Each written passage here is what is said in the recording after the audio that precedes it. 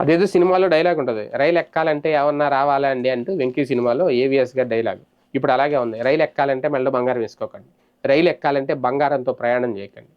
అలాగని అన్ని రైళ్లల్లో అని చెప్పను. ఇప్పుడు రైళ్లల్లో ఈ దొంగతనాలు ఎక్కువైపోయినాయి. దోపిడీలు ఎక్కువైపోయినాయి. ఈ నెలలోనే చూసుకుంటే వరుసగా 2, 3 రైళ్లల్లో దోపిడీ. అది కూడా ఒకే ట్రాక్‌లో. తాజాగా చెన్నై నుంచి కాకినాడ వస్తున్న సర్కార్ ఎక్స్‌ప్రెస్‌లో జరిగిన దోపిడీ ఇప్పుడు సంచలనం సృష్టిస్తోంది.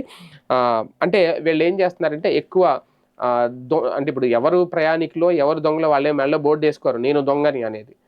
ప్రయాణికుల్లాగానే ఉంటారు వాళ్ళు. కాకపోతే ముందు వాళ్ళు ఒక రెక్కి నిర్వహిస్తారు. ఎవరి మెడలో ఎంత బంగారం ఉంది, ఏంటి అనేది.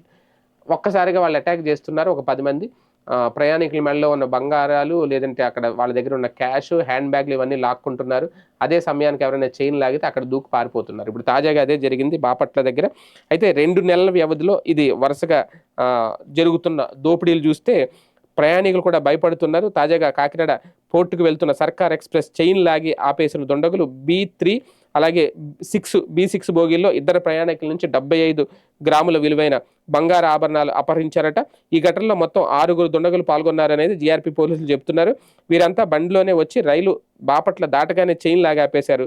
ప్రయాణికుల ఆభరణాలు లాక్కుంటుండగా రైల్లో ఉన్న ఎస్కార్ట్ సిబ్బంది అప్రమత్తమై దుండగులను ప్రతిఘటించారు. అయితే అప్పటికే ఇద్దరు ప్రయాణికులు బంగారు ఆభరణాలు లాక్కున్న దుండగులు రైలు దిగి పోలీసుల మీద రాళ్లు రువ్వారు. పోలీసులు కేకలు వేస్తూ వారిని నిలువరించే ప్రయత్నం చేస్తుండగా ఆ అలికిడికి సమీప అప్పికట్ల స్టేషన్లో గస్తీ నిర్వహిస్తున్న జీఆర్పీ పోలీసులు అప్రమత్తమై 5 నిమిషాల్లో అక్కడికి చేరుకున్నారు.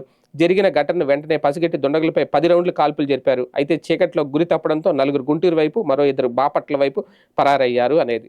ఓకే. అంటే ఇక్కడ బి3, బి6 అంటే ఏసీ బోగీలు ఇవి వాస్తవానికి.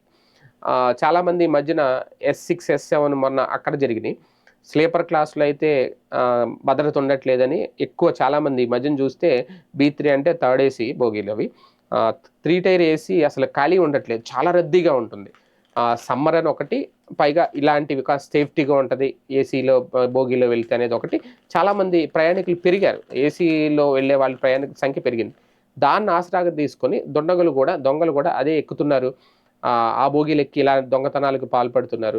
ఖచ్చితంగా రైల్వే పోలీసులు అప్రమత్తంగా ఉండాలి. ఈ దొంగతనాల మీద దృష్టి పెట్టాలి. ఎందుకంటే వాళ్ళు సిగ్నల్స్ మార్చేసి రైలును ఆపేసి మరీ దోపిడీలు చేస్తున్నారు. ఇదే లైన్‌లో, ఇదే ట్రాక్‌లో. ఎక్కడి నుంచి వీళ్ళందరూ వస్తున్నారు? ఇలాంటి దుండగుల్ని రైల్వే పోలీసులు ఎందుకు నిలువరించలేకపోతుంది? ప్రయాణికులైతే భయపడుతున్నారు ఇప్పుడు రైల్లో ప్రయాణం చేయాలంటే. ఎందుకైనా మంచిది గీట్ నగలేసుకొని ప్రయాణం చేయడం మంచిది. ఒరిజినల్ బంగారం దాచుకోండి ఎక్కడైనా.